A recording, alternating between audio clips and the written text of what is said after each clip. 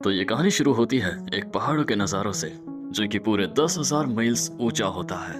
और यहीं पे हमारा मेन कैरेक्टर खड़ा होता है, जो कि दिखने में काफी ज्यादा डिप्रेस लग रहा था। वो कहता है कि 10,000 मील की ऊंची चट्टानें मुझे मेरे बीते वक्त की याद दिलाती है।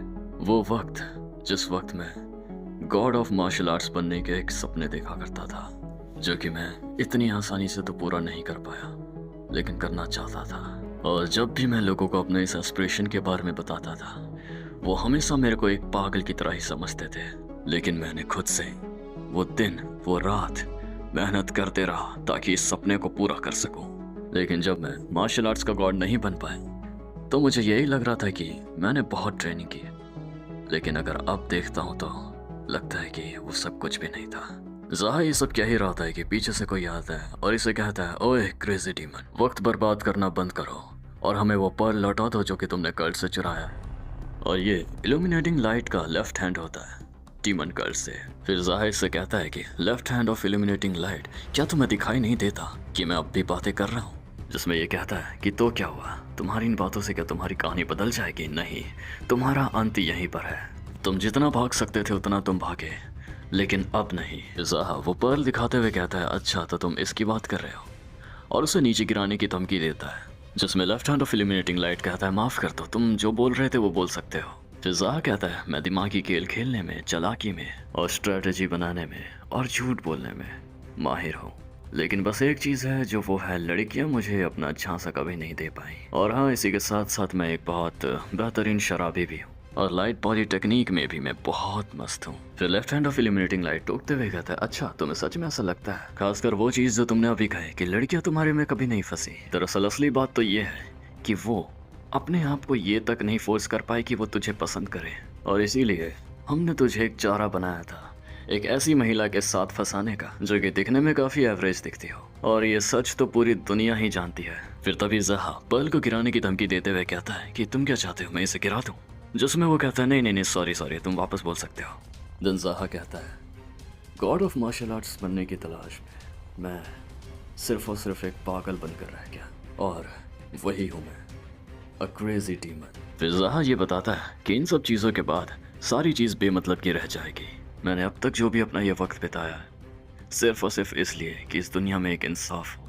जिसके बाद वो सामने वाला कहता है, अच्छा तुम्हें नहीं लगता कि पूरे के पूरे मोस्ट वांटेड लिस्ट में सबसे ज़्यादा टॉप पर तुम ही हो, वो भी इस पूरे म्यूरियम यूनियन में? तुम मुझसे भी ज़्यादा मोस्ट वांटेड लिस्ट में आते हो, जबकि मैं एक डीमन कल्ट का मेंबर हूँ। फिर ज़ाहा वो पर्ल लेके गिराने की वापस धमकी देते हुए कहता है कि क्या मैं इसे गिरा दूँ? जिससे सामने वाला काफ़ी फ्रस्ट्रेट हो जाता है। फिर भी वो कहता है कि मैं माफ़ी चाहता हूँ तुमसे, अगर मैंने तुम्हें गुस्सा दिला दिया तो। जिसे देखकर ज़ाहा कहता है, अरे वाह, तुमने अपना गुस्सा तो बखूबी संभाला हुआ, और वैसे ये एक काफ़ी अच्छी बात भी होती है। और वैसे तुम्हें पता है क्या, मैंने डीमन कल्ट के कितने सारे मेंबर मार दिए जब तुम मेरा पीछा कर रहे थे, लेकिन फिर भी तुम अपना गुस्सा इस हद तक शांत करे हुए हो। ये सुनकर वो बहुत ज़्यादा गुस्सा हो जाता है और ज़ाहा से कहता है, क्रेजी डीमन, तुम्हारे पास मुंह है, इसका मतलब ये नहीं कि तुम कुछ भी बकते चले जाओगे। जिसमें कि ज़ाहा कहता है, तुम्हारा ये खोलता हुआ खून, इससे साफ दिख रहा है कि हाँ तुम मुझे मारना चाहते हो। तो मैं तुम्हारे फाइनल डिसीजन की रिस्पेक्ट करते हुए इसे लड़ाई के साथ ख़त्म करता हूँ, लेकिन उससे पहले मैं इस पर्ल को भी फेंक दूंगा, जिससे कि लड़ने में और भी मज़ा आएगा। ये देखकर इल्यूमिनेटिंग लाइट का लेफ्ट हैंड काफ़ी घबरा जाता है और कहता है कि माफ़ करना, मैंने अपनी इमोशनल साइड दिखाई, चलो हम इस बारे में बात करते हैं। जिसके बाद ज़ाहा बहुत ज़्यादा गुस्से में इसे कहता है कि अच्छा इस बारे में हम बात करें, तुम मेरा कितने दिनों से पीछा करे जा रहे हो, यहाँ तक कि मेरे पास आराम करने का भी कोई वक्त नहीं हो रहा, और सिर्फ तुम्हारी वजह से ना मैं सो पा रहा हूँ ना मैं खा पा रहा हूँ। तुम्हें पता भी है ये कितना ज़्यादा डिप्रेसिंग होता है। जिसके बाद वो कहता है, मतलब कि हमारा यही एक गोल था। देन इसके बाद ज़ाहा उस पर्ल को गिराने के बजाय अपने पास वापस ले लेता है, जिसे देखकर ये कहता है कि तुम आखिर क्या करने की कोशिश कर रहे हो। जिसके बाद फिर हम देखते हैं कि ज़ाहा इस पर्ल को खा लेता है, ये कहते हुए कि जैसा मैंने सोचा था इसका वैसा ही स्वाद है, बिल्कुल पीचेस की तरह। इसे देखकर लेफ्ट हैंड बहुत ज़्यादा गुस्सा हो जाता है, कहता है कमीने कहीं के तूने इसे खा लिया।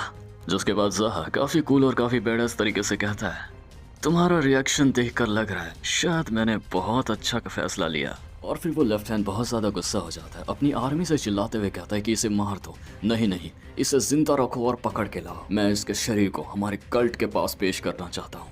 देन हम फिर देखते हैं वो सारे सामुराई सोल्जर्स एक साथ इसकी ओर आगे बढ़ते हैं, लेकिन ज़हा उनके वार को आसानी से डॉज करते हुए उन्हें ऐसे मार रहा था जैसे कि वो कोई आलू को भी काट रहा हो, बहुत ज़्यादा तेज़ी और बहुत ज़्यादा फुर्ती से। इसके बाद वो अपने हाथों का बहुत तेज़ी से इस्तेमाल करते हुए इन सारे सामुराई सोल्जर्स को एक बार में मार गिराता है। इन्हें मार गिराने के बाद फिर ज़हा लेफ्ट हैंड से कहता है, left hand of the illuminating light, तुम कब तक ऐसे ही अपने सोल्जर्स को मरने दोगे? क्या तुम्हें नहीं लगता कि अब तुम्हें आगे आना चाहिए? जिसके बाद फिर लेफ्ट हैंड कहता है, ठीक है, अब तुम्हारे सामने मैं खुद आता हूँ, सबके सब पीछे हट जाओ। फिर ज़हा कहता है, तुम तो बड़े बेकार हो यार, तुम उस वक्त नहीं आए जब मैं अपनी फुल स्ट्रेंथ में था। फिर लेफ्ट हैंड ज़हा की ओर बहुत ज़्यादा गुस्से में अटैक करते हुए आगे बढ़ता है, जिसे देखकर ज़हा भी तैयार हो जाता है और जोरों से ये चिल्लाकर इसे कहता है, अपनी पूरी जोर लगा लेना। लेकिन फिर हम देखते हैं ज़हा के मुंह से खून निकलने लग जाता है। उसकी अंदर इंजरीज होने के कारण वो यहाँ पर थोड़ा सा कमजोर पड़ चुका था और ज़हा इसी सोच में था कि वो अपने साथ साथ इसे भी लेके जाएगा। जिसके बाद ज़हा बहुत पावरफुल अटैक कर देता है, वहीं साथ ही साथ लेफ्ट हैंड भी अपना अटैक कर देता है और यहाँ दोनों आपस में बहुत जोरों से टकराते हैं और इन दोनों के ऐसे टकराने से यहाँ पर एक बहुत जोरदार धमाका होता है। देन हम इस ओर देखते हैं ज़हा इस धमाके से बहुत ज़्यादा जख्मी होकर बहुत दूर जा गिर रहा होता है और वो यही कह रहा होता है कि क्या वो इतना ज़्यादा ताकतवर था कि मेरी इस स्टेट में बॉडी उसे नहीं संभाल पाई। और यहाँ इस ओर इस टकरार के बाद लेफ्ट हैंड का राइट हैंड ही नहीं बचता और वो भी काफ़ी ज़्यादा जख्मी होता है और ये कह रहा होता है कि क्रेज़ी डीमन, किसने सोचा था कि ये इतना ज़्यादा ताकतवर होगा? जितना उसे जानते थे वो उससे ज़्यादा ताकतवर था। और फिर ज़हा बहुत दूर जा गिर रहा था, जिसे देखते हुए ये लेफ्ट हैंड बहुत ज़्यादा गुस्से में चिल्लाते हुए कहता है कि नहीं। और यहाँ पर ज़हा के चेहरे पर एक मुस्कुराहट होती है, ये कहते हुए कि ये चीज़ भी इतनी बुरी नहीं है। और वो इनसे कहता है, मैं उम्मीद करूँगा कि तुम्हारा बॉस तुम सबको ख़त्म कर दे। और ये कहकर ज़हा उस पहाड़ से नीचे की ओर गिर जाता है, जिसे देखते हुए यहाँ पर लेफ्ट हैंड अपनी आर्मी से कहता है कि जाकर उसे ढूंढो, भले ही कैसे भी, लेकिन उसकी बॉडी तो कम से कम हमें मिलनी ही चाहिए। और यहाँ इस ओर ज़हा नीचे गिरते हुए अपनी ज़िंदगी के कुछ आखिरी वर्ड्स कह रहा होता है। वो कह रहा होता है कि चलो जाते जाते मैं एक आखिरी लड़ाई तो लड़कर जा रहा हूँ।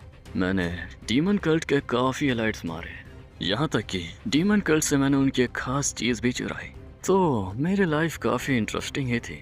अगर म्यूजियम यूनियन को ये बात पता चलेगी तो उन्हें तो मार्शल आर्ट्स का अवार्ड मुझे ही देना चाहिए, आई मीन मार्शल आर्टिस्ट का अवार्ड। वैसे शायद अब इस बात का इतना फ़र्क भी नहीं पड़ता। और क्या इन्हीं सारे रीजंस की वजह से मैं कभी भी एक अच्छी लड़की को डेट नहीं कर पाया। देन इसके बाद हम देखते हैं ज़हा नीचे गिरकर एक सुनहरी सी जगह पर आ जाता है और वो ये सब देखकर कहता है कि अब ये कौन सी जगह है, मैं कहाँ हूँ आखिर। फिर ज़हा के पीछे से वाइट आउटफिट में कोई आता है और उससे कहता है कि तुमने एक ऐसी चीज़ खाई है जो कि एक सोल कंटेन करती है और शायद तुम्हारा दिमाग ठिकाने पर नहीं था। और ये वाइट आउटफिट में जो कैरेक्टर होता है ये मेरे हिसाब से कोई गॉडेस कैरेक्टर होता है, I mean goddess martial artist, जिसमें कि ज़हा उनके पैरों को देखता है जो कि हवा में फ्लोट कर रहे थे। इससे ये पता चलता है कि वो काफ़ी ज़्यादा स्ट्रॉन्ग है, जिसे देखकर ज़हा भी कहता है आप तो काफ़ी ज़्यादा ताकतवर हैं। फिर वो ज़हा से कहते हैं ये बात इस वक्त इतनी इंपॉर्टेंट नहीं है, तुमने वो हेवनली पर्ल खाया है जिसमें काफ़ी मार्शल आर्टिस्ट के सोल बसते हैं और अब जब तुमने उसे खाया है तो वो तुम्हारी सोल से बिल्कुल भी नहीं मिले हैं।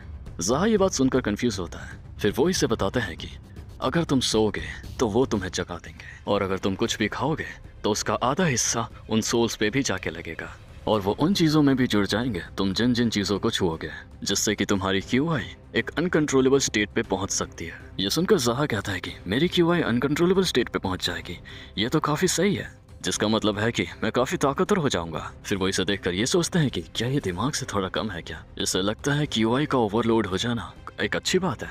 जिसके बाद ये ज़हा से थोड़ा गुस्सा होकर कहते हैं मैं तुमसे पूछता हूँ तुमने वो पर्ल आखिर क्यों खाया।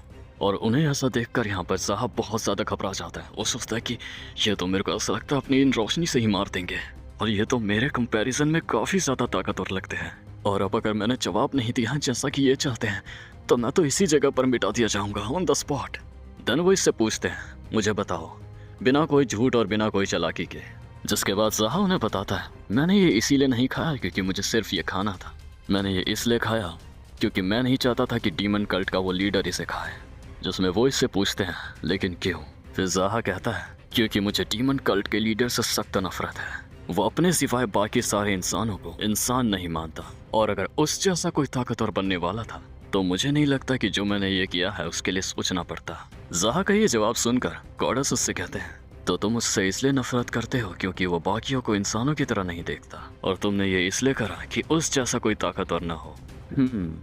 तो तुमने ये जो किया वो अच्छे के लिए ही किया, ये एक बेहतर रीज़न है। इसके बाद वो ज़ाहा से ये कहता है, ठीक है, तो ये आखिरी लाइफलाइन होगी जो मैं तुम्हें देने वाला हूँ, क्योंकि इसके बाद मैं तुम्हारी कोई मदद नहीं कर पाऊंगा, क्योंकि मेरे ऐसा करने के लिए शायद मुझे इस चीज़ के लिए सज़ा भी मिल सकती है। जिसमें कि ज़ाहा कहता है, आखिर आपका मतलब क्या है? फिर वो गॉडेस इसे कहते हैं, ये एक बेस्ट चॉइस है जो कि मैं तुम्हें दे रहा हूँ, और अब जो तुम्हें एक तोहफा मिलने जा रहा है वो है। और इसी के साथ हम देखते हैं वो अपने दोनों हाथों को जोड़कर कुछ मैजिकल पावर का यूज़ करते हैं, और ज़ाहा ये देखकर बहुत कंफ्यूज होता है कि ये हो क्या रहा है। इसके बाद ज़ाहा की आंखों के सामने एक बहुत तेज की रोशनी चमकती है, जिसके साथ सीन चेंज होता है और ज़ाहा अपने बेड से उठते हुए हमें दिखता है। और इसी के साथ हम यहाँ देखते हैं कि ज़ाहा अपने बीते वक्त में आ चुका था, उस वक्त में जब वो 18-19 का हुआ करता था।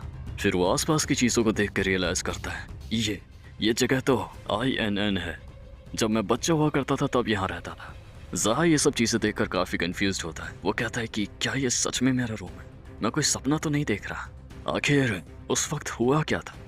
ज़ाहा कहता है, मैं यहाँ पे तब हुआ करता था जब मैं 20 साल का था। फिर तभी अचानक वो सोचता है, रुको, इसका मतलब है कि अब मैं अपनी ट्रेनिंग बहुत पहले से स्टार्ट कर सकता हूँ, और जैसा कि मैंने लास्ट टाइम करा था उसके मुकाबले इस बार मैं काफ़ी तेज़ी से और काफ़ी ज़्यादा स्ट्रॉन्ग हो जाऊँगा। तो ठीक है, इस बार मैं स्ट्रॉन्गर से भी स्ट्रॉन्गर बन के दिखाऊंगा। फिर तभी ज़ाहा को उसके होठों में दर्द महसूस होता है। वो देखता है कि इसके होठों में कट्स है। वो कहता है कि क्या मैं पिटा हूँ अभी हाल फिलहाल ही में? ये कब हुआ था? फिर जब वो उठ के अपने रूम से बाहर जाता है तो वो देखता है कि यहाँ के सारे टेबल्स वगैरह बिखरे हुए हैं। और हाँ, ज़ाहा अपने इस फूड शॉप पे काम करता था, जैसे होते हैं फूड शॉप जहाँ पे chicken soup, chicken noodle soup या नूडल्स वगैरह दिया जाता है। तो वो ये सब देखता है और कहता है कि ये सब कुछ इस तरीके से टूटा हुआ है, इसका मतलब है फिर एक ही चीज़ हुई होगी। जिसके बाद फिर हम यहाँ पर एक दिन पहले का सीन देखते हैं। तो यहाँ पर कुछ कस्टमर्स ज़ाहा को बुलाते हैं, ओए ईरान बॉय इधर आओ। और मैं आप लोगों को बता दूँ, ईरान बॉय का मतलब ये होता है एक वो लड़का जो कि अपने जवानी स्टेज में काम करके कुछ पैसे कमा रहा होता है। देन इसके बाद वो इससे कहते हैं, हमने सुना है कि तुम पैसे बचाने के पीछे बहुत बड़े रहते हो, आखिर इतने पैसे बचाकर करोगे क्या?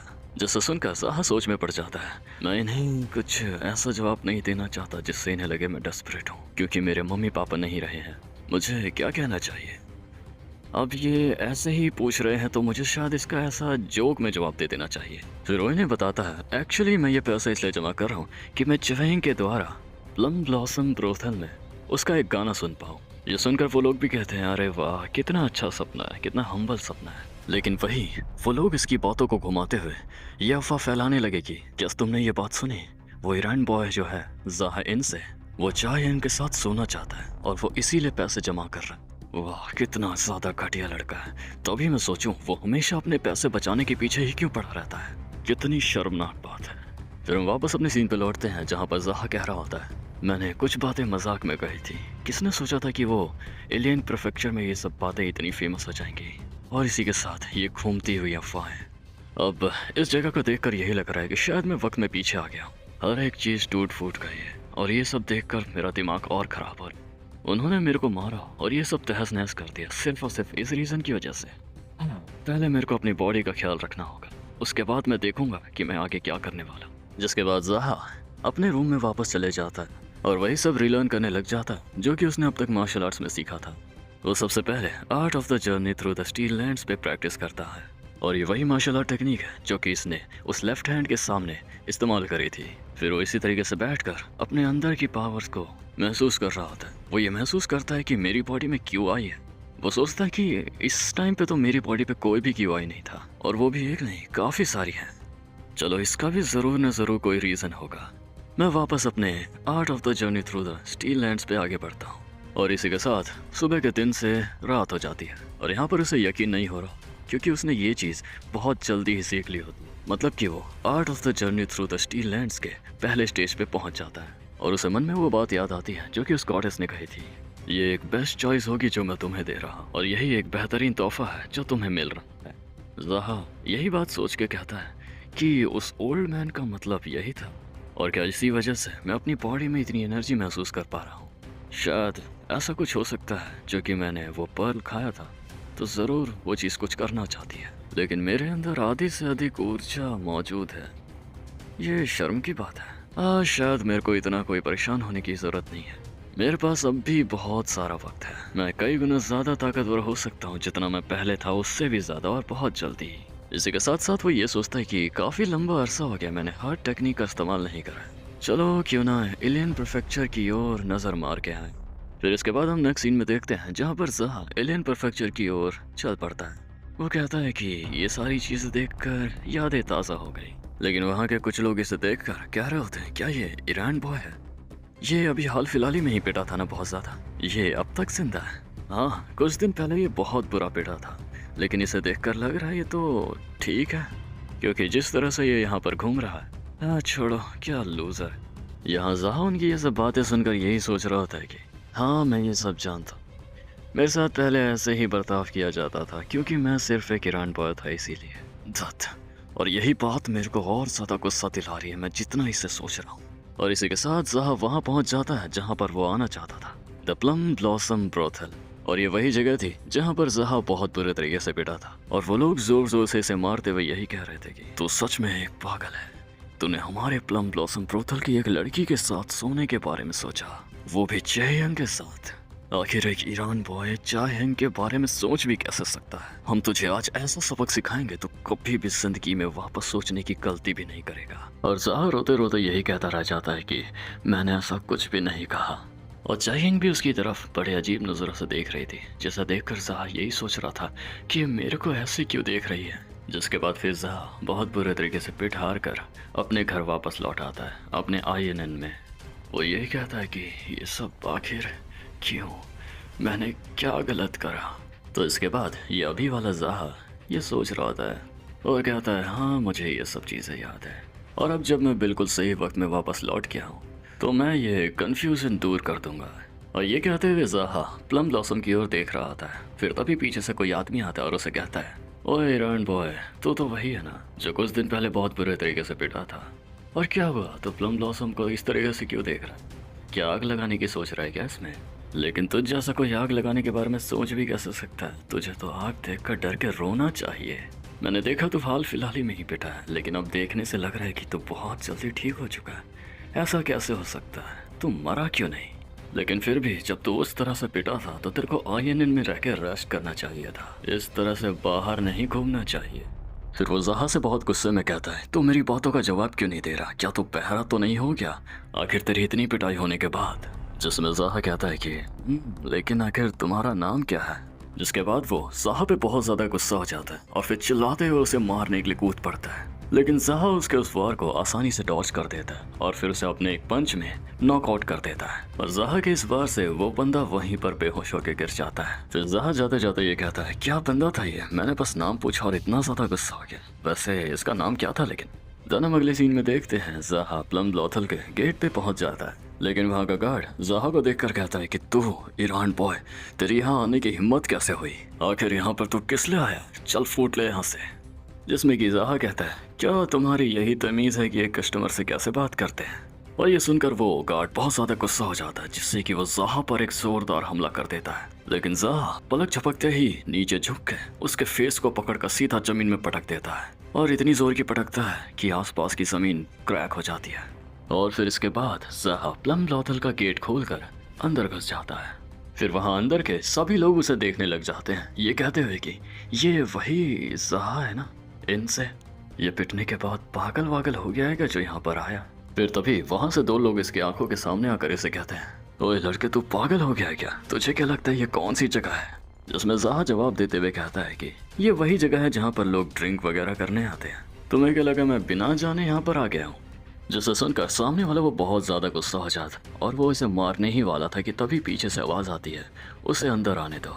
और ज़हा उसकी ओर देखता है, कहता है हाँ मैं इसे जानता हूँ, चा सुंगते, manager of the plum blossom brothel.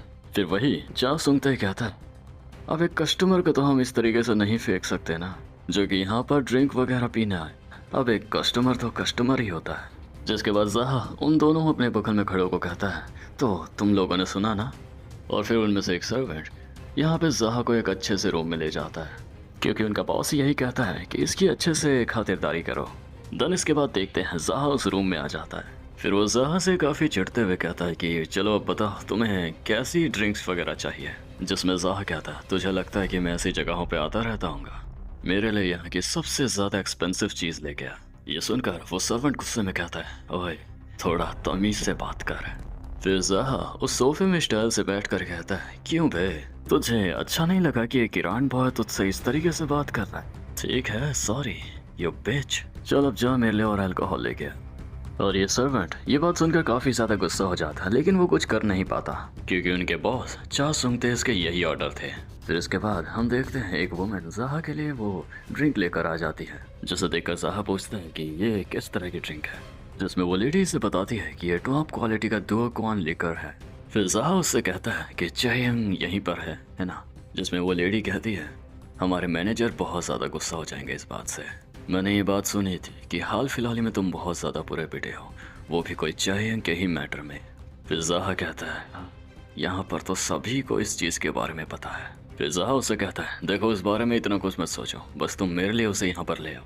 फिर वो लेडी कहती है कि ठीक है, मैं ये बात तुम्हारी वहाँ तक पहुँचा दूंगी, और वहाँ से वो चली जाती है। जिसके बाद जाहा उस लिकर को देखकर ही बता देता है कि ये कोई टॉप क्वालिटी वगैरह का लिकर नहीं है। जिस तरह से इसकी स्मेल है और जिस तरह से ये दिख रहा है, ये केवल थर्ड रेट का लग रहा है। फिर तभी नीचे से एक और गार्ड आता है, ये चिल्लाते हुए कि कमीने कहीं के तेरी हिम्मत कैसे हुई यहाँ आने की।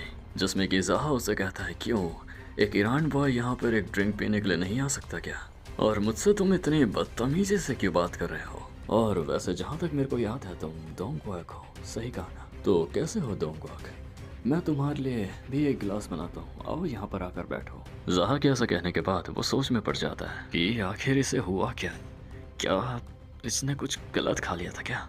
जिसके बाद वो नीचे बैठ जाता है और जाहा से कहता है, आखिर तुम्हारे साथ हुआ क्या है? हमने तुम्हें इतनी ज़्यादा तेज़ मार दिया था कि तुम्हारा दिमाग फिर चुका है। फिर जाहा उसे एक गिलास बना के उसकी ओर आगे बढ़ाता है, जिसमें कि डोंगक्वाक कहता है, तुम सीधा चुपचाप यहाँ से ये ड्रिंक वगैरह पीने के बाद चले जाना, मैं नहीं चाहता कि यहाँ की सारी चीज़ें खराब हो जाए।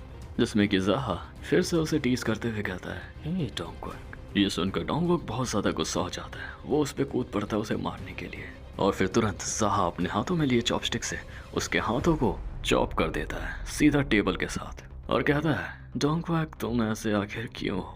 मैं तो बस शांति से ये पीना चाहता हूँ, उसके बाद यहाँ से निकल जाऊंगा, वो भी चायंग से मिलने के बाद। पता नहीं जब से आया हूँ सब के सब कुत्ते की तरह क्यों भौंके जा रहे हैं। फिर तभी पीछे से चायंग आ जाती है और डोंगक्वाक को बाहर जाने के लिए कहती है। जिसके बाद डोंगक्वाक बाहर चले जाता है और यहाँ पर चायंग बैठती है और उससे कहती है कि तुम आखिर मुस्कुरा क्यों रहे हो? जिसमें कि जाहा उसे कहता है कि क्यों, मैं नहीं मुस्कुरा सकता क्या ये वो जगह है जहाँ पर मुस्कुराना या इमोशंस को छुपाए रखना होता है?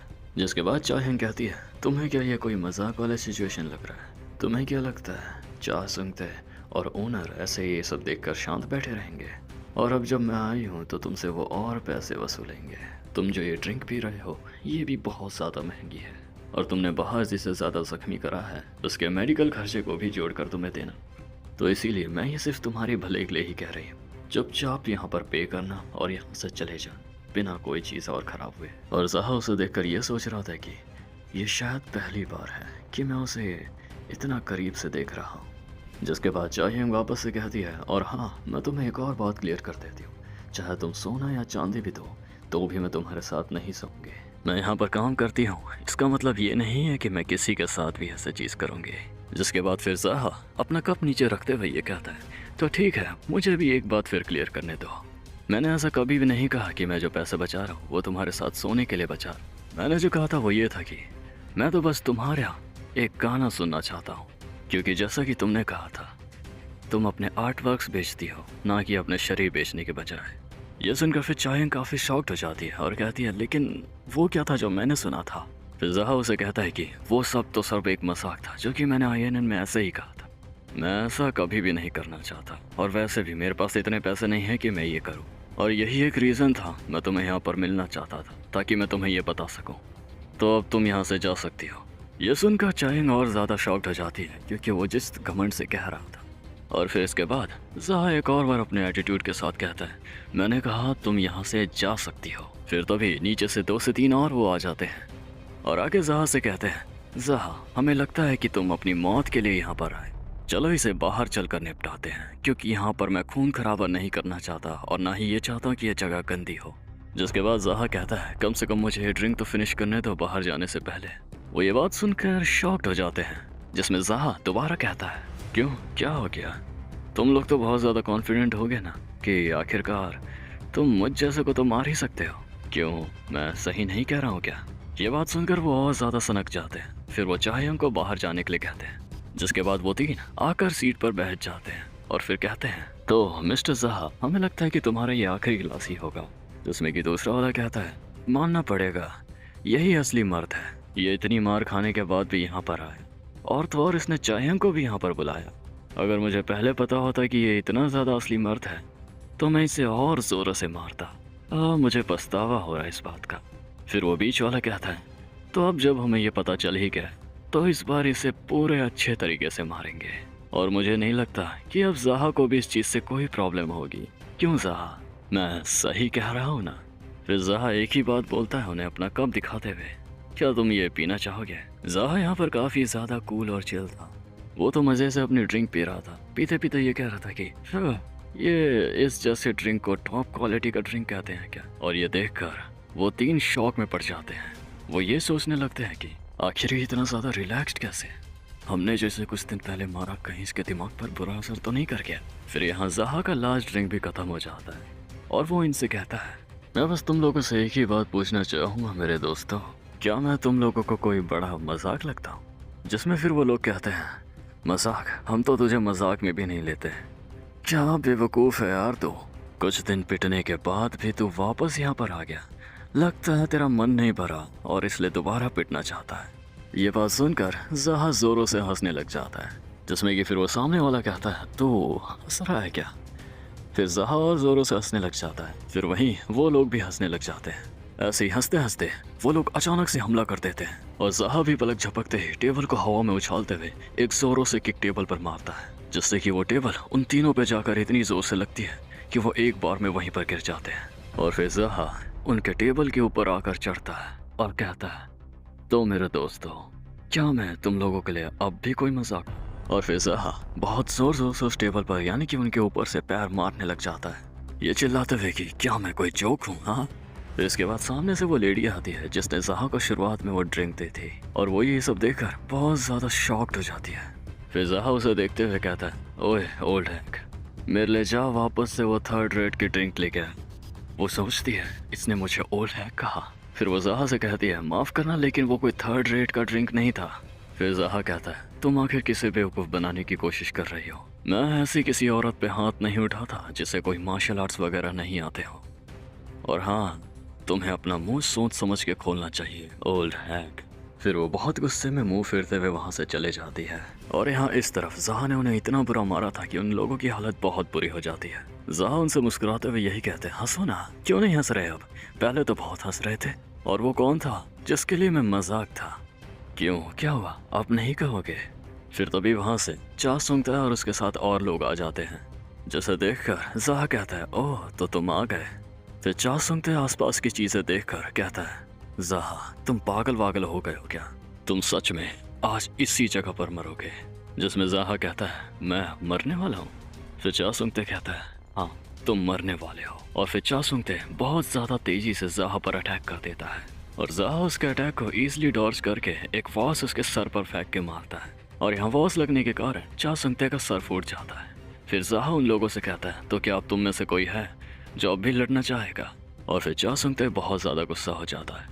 वो कहता है, ज़हा तुम अब सच में मरने वाले काम कर रहे हो। फिर चा सूंघते अपनी स्वॉर्ड निकाल ही रहा होता है कि तभी ज़हा कहता है, सूंघते कुछ अपने कदम लेने से पहले एक बार अच्छे से सोच लो, अगर तुम वो स्वॉर्ड डाली तो तुम मारे जाओगे। ये देखकर चा सूंघते थोड़ा घबरा के सोच में पड़ जाता है, ये झूठ नहीं कह रहा, आखिर कुछ दिनों पहले क्या हुआ था? फिर ज़हा चा सूंघते से कहता है, तुम्हें क्या लगता है ये लोग जो यहाँ पर ऐसे मरे पड़े हुए, ये जो खाने और इस पूरे के पूरे ड्रिंक से कवर हैं, वो क्योंकि अनलकी है? और मैंने जो तुम्हारा ये सर फोड़ा आवाज़ फेंक के, इसका मतलब क्या तुम लकी हो? ना ना ना। तो इसीलिए कुछ भी करने से पहले एक बार अच्छे से सोच लो, नहीं तो निकालो अपनी स्वॉर्ड और मरने के लिए तैयार हो जाओ। फिर चा सूंघते अपनी स्वॉर्ड अंदर रखते हुए यही सोच रहा था कि ये इसकी कोई खाली धमकी नहीं, मैं उसके उस मूव को देख तक नहीं पाया कि वो कितना ज़्यादा तेज था। जिसके बाद चा सूंघते बाकी सबको वहाँ से नीचे चले जाने के लिए कहता है और फिर अपनी स्वॉर्ड को भी अंदर रख लेता है। देन फिर वो जहा से कहता है, तो जहा आखिर तुम क्या करना चाहते हो? देखकर लग तो नहीं रहा कि तुम सिर्फ और सिर्फ ड्रिंक पीकर यहाँ से जाना चाहते हो। क्या तुम माफ़ी मांगना चाहते हो ओनर से जो आज से कुछ दिन पहले हुआ उसके लिए? फिर जहा कहता है, ये काफ़ी अच्छा साउंड कर रहा है, मतलब कि अगर मैं माफ़ी मांगने जैसा कुछ करूँगा तो ओनर यहाँ पे आ जाएगा। फिर चासुंगते अपने हाथों की ओर देखते हुए कहता है, ठीक है फिर मैं ओनर को कॉल करता हूँ। अब जब चासुंगते के हाथ में कुछ भी नहीं होता और उसकी आंखों के पास से खून निकल रहा होता है, ये देखकर जहा कहता है, क्या तुम्हारी आई साइट चले गई क्या? फिर चासुंगते थोड़ा अलग तरीके से कहता है, अच्छी बात है ये तो, मैंने तुम्हारी आंखों में नहीं मारा, नहीं तो तुम्हारी आंखें खो जाती।